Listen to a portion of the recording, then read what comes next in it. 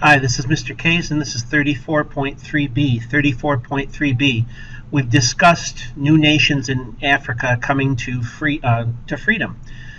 Specifically, we talked about the Gold Coast being Ghana. Now, today we're going to talk about another country in West Africa. In this case, it's going to be Kenya. Kenya used to be owned by the British. Kenya had to fight British for freedom after World War II. Kenya had to fight the British for freedom after World War II. Britain was not going to give it independence easily. Why? Because after World War II, thousands of British settlers leave England and they settled out. The British settlers refused to part with rich farmland in northern Highlands. They refused to part with rich farmland in the Northern Highlands, Higlands, the Northern Highlands. It was good farming soil and good for raising cattle. Jomo Kenyatta, a Kenyan nationalist, born in Kenya, educated in England, married a white British woman, comes back to Kenya. He's a Kenyan nationalist, and he was jailed for alleged ties with terrorists. He was jailed for alleged ties with terrorists.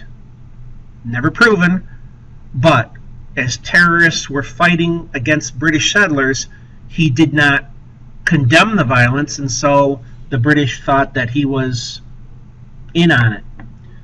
This was called the Mau Mau Rebellion. The rebellion by blacks. It's going to target white landowners. It targets white landowners, and British troops are going to crush this rebellion.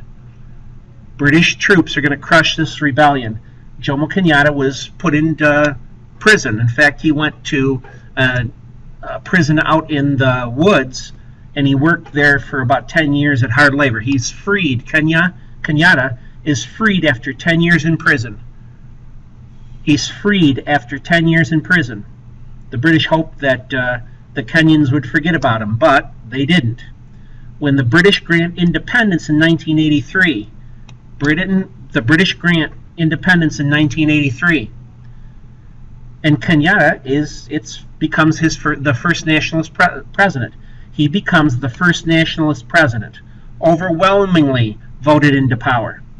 Now, the whites that are still there, the blood's draining from their face. They're wondering, are they going to get slaughtered by the blacks? But Kenyatta said, I forgive you. We need you white folks as well as black folks to build Kenya, so stay and help us work. Kenyatta works to unite various ethnic groups. He works to unite various ethnic groups. And it's hard to do. His tribe is the Kikuyu, I believe. It's one of the larger tribes.